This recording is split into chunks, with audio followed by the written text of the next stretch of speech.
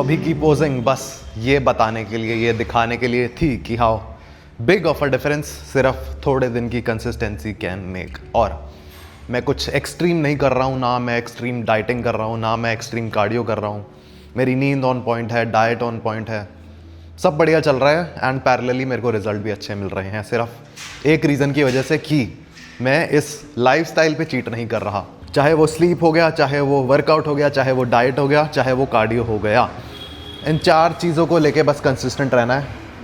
और एक 5वीं चीज़ बहुत ज़रूरी है, दिमाग नहीं चलाना है। दिमाग बंद करके बस लगे रहो। शीश। ओके, एंड अगेन हमारे पास स्टिल 17 से 18 दिन हैं और ऑब्वियसली मैं उन 17-18 दिन में कंपटीशन फिजिक को पीछे छोड़ दूंगा in terms of body fat percentage. और फिर उस बॉडी फैट को मेंटेन करेंगे और कुछ भी हो जाए चीट नहीं करना इस लाइफस्टाइल पे और देखना है कि कहाँ तक पहुँचते हैं हम। ओए कुत्ते। तो अब मैं कुछ एक्सपेरिमेंट कर रहा था, मेरे को पता नहीं था कि करना क्या है इसका। मैंने बस टोफू लिया, उसको उबाला, छोले पड़े थे उबले हुए उसमें मिक्स कर दिया। अब नहीं पता इनका क्या करना है। पहले मैंने सोचा कि इनको ऐसे मिक्स करके खाऊंगा, बट नहीं खाया जाएगा, इतना सारा वॉल्यूम हो जाएगा और थोड़ी सी कैलोरी मिलेगी उसमें। दूसरी चीज़, इसकी टिक्की बनाऊं मैं बैठ के। अब टिक्की बनाने का मेरे पास टाइम नहीं है। अब तीसरा एंड द बेस्ट ऑप्शन, इन सबको मिलाओ, कढ़ाई में डालो और सब्जी बना दो इसकी। और कुछ नहीं हो सकता इसका।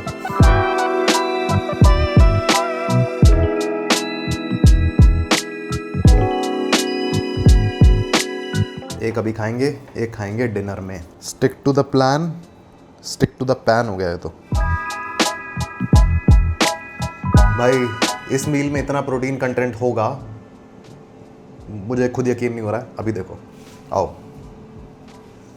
अभी देखो, आओ, शाबाश।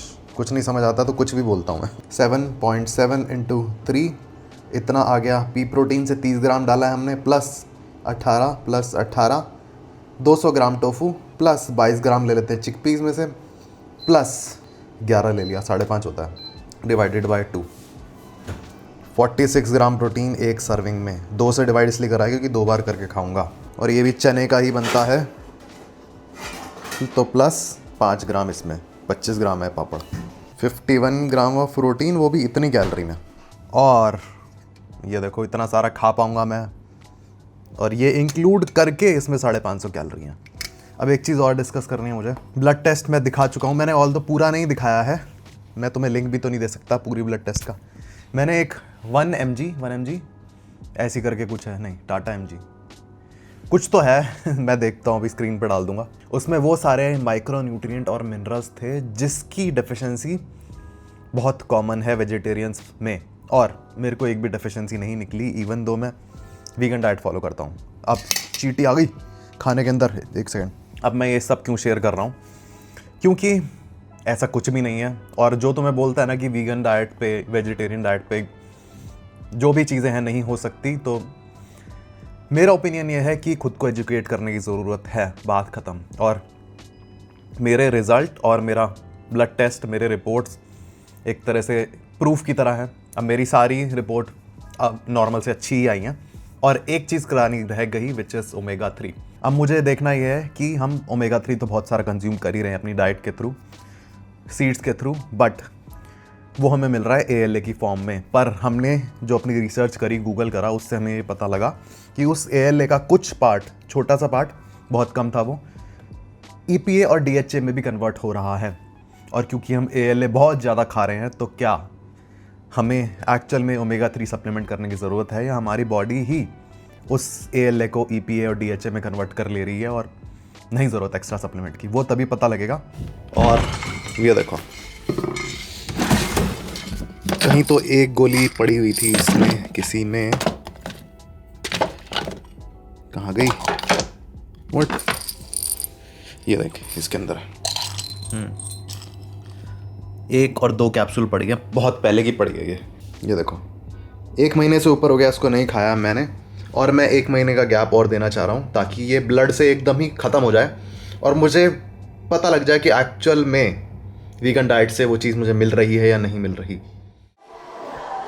तो आज मैं ना ये सोच रहा था कि मोटिवेशन कितनी बेकार चीज़ है, स्पेशली तब जब हम पूरा उस पर रिलाई करें, क्योंकि हमारे एक्शन पूरे डिपेंडेंट हो जाते हैं उस मोटिवेशन पे। अब इस चीज़ का रेफरेंस ये है, कल मैं आचार्य प्रशांत जी की एक बुक पढ़ रहा था, जॉय। उसमें एक चैप्टर था अबाउट हैप्पीनेस। उसमें ये लिखा था कि हैप्पी फील करने के लिए सैड फील करना भी ज़रूरी है, तभी तुम्हें उसकी इंपॉर्टेंस पता लगेगी।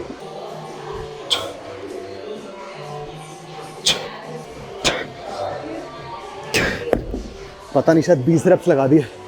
तो उस बुक में एग्जाम्पल ये था कि एक स्टूडेंट है, उसका रिज़ल्ट आने वाला है आज, उसके बहुत ज़्यादा चांसेस है फेल होने के, पर अगर वो उसमें पास हो जाता है तो उसको खुशी ज़्यादा होगी इन कंपैरिजन जब उसको पता हो कि वो पास होगा ही होगा, क्योंकि वो बंदा वो चीज़ एक्सपेक्ट कर ही नहीं रहा था।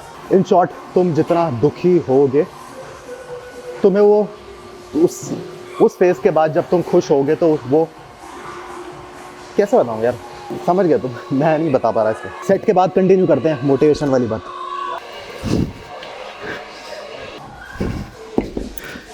बीस रेप्स, बहुत बढ़िया। पता नहीं क्यों आज मन कर रहा था कि 45 की जगह 40 लेता हूँ, रेप्स ज़्यादा निकालता हूँ, तो ज़्यादा दिमाग नहीं लगाया मैंने, कर दिया।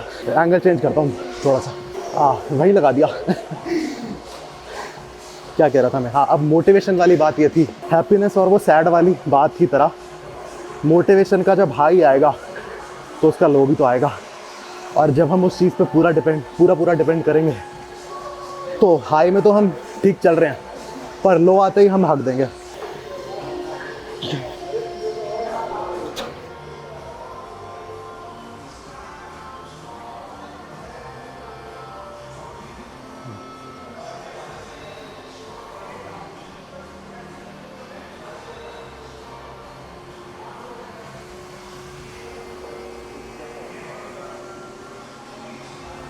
और अगर कोई सोच रहा है कि क्यों ना डेली डोज ऑफ मोटिवेशन ले ली जाए, तो अगेन वही बात है, जिस चीज़ का हाई है उसका लो भी आएगा ही आएगा, और उस लो में 100% हम हगेंगे ही हगेंगे। ओह माय गॉड, शोल्डर कैसा लग रहा है, गोल गोल सा। पूरा पीछे तक मिल रहा है। कपड़े पहन लो। तो अब इसीलिए द बेस्ट, या कहूँ the only approach should be, discipline को पकड़ के रखो, और उस डिसिप्लिन की हेल्प से ऐसी हैबिट्स बनाओ जो तुम्हें तुम्हारे गोल के क्लोज ले जाएं।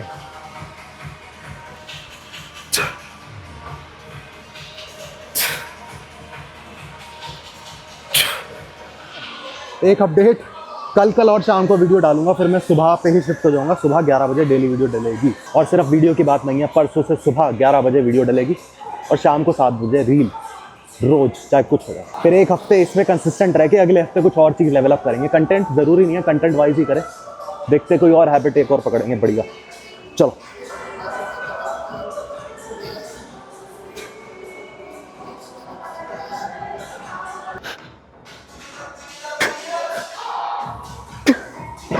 ओह शिट, बहुत मोटिवेशन हो गया। अब मैं किसी भी एक्सरसाइज में तब तक वेट नहीं बढ़ाऊंगा जब तक मैं 12 से ऊपर रेप्स ना लगा दूँ, चाहे वो कोई भी एक्सरसाइज हो गई। और ऐसा मैंने क्यों करा है, क्योंकि मुझे ऐसा लगता है कि मसल फटीग ना कम रेप्स में हिट नहीं हो पाता, और रेप्स जब बहुत ज़्यादा हो जाए तो सांस फूल जाती है, कार्डियोवैस्कुलर फटीग हो सकता है पहले आ जाए। डंबल प्रेस का एग्जांपल हो गया।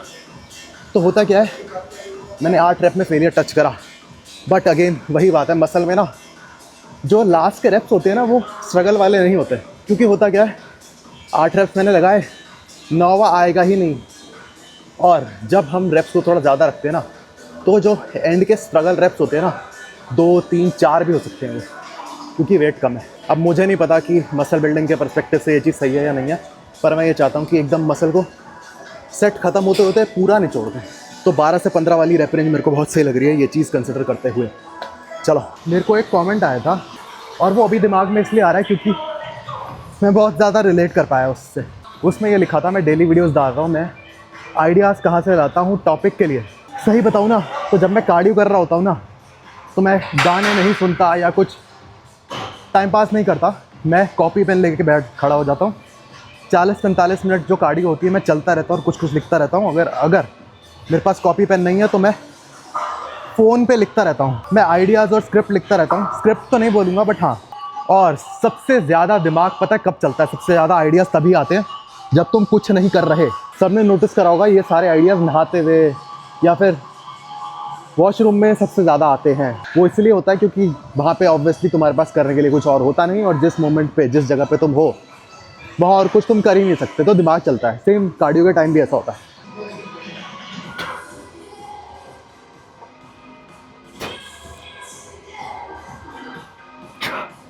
फ़ोन चलाना गलत नहीं है बट एक नेगेटिव साइड उस चीज़ का, मैं फ़ोन चलाता पता कैसे था, मल्टीपल ऐप्स देख, कभी अमेज़ॉन खोल लिया, कभी ब्लिंकिट खोल लिया, कुछ कुछ देखे जा रहा हूँ, शॉपिंग के लिए जूते देख लिए, कपड़े देख लिए।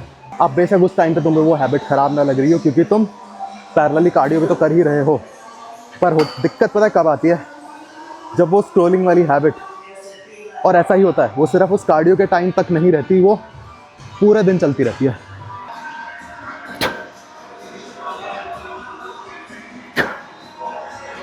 ओ भाई आज है पंप एक्चुअल में।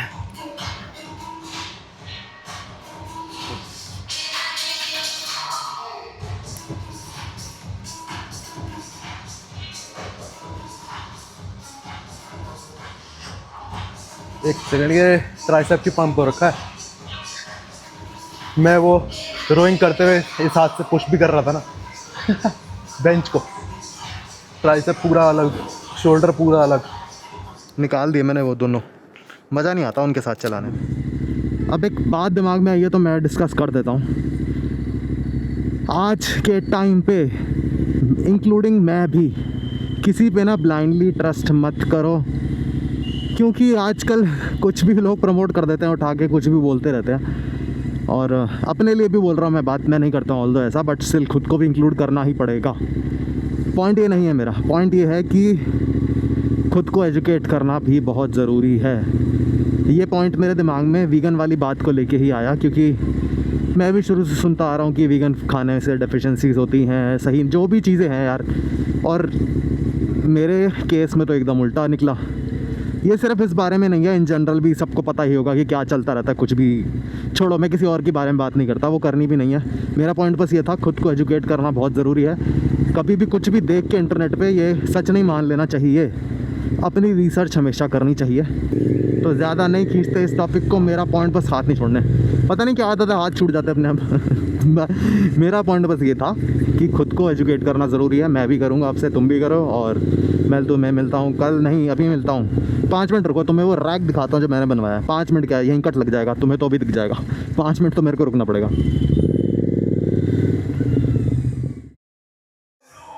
एंड एक अपडेट, कल से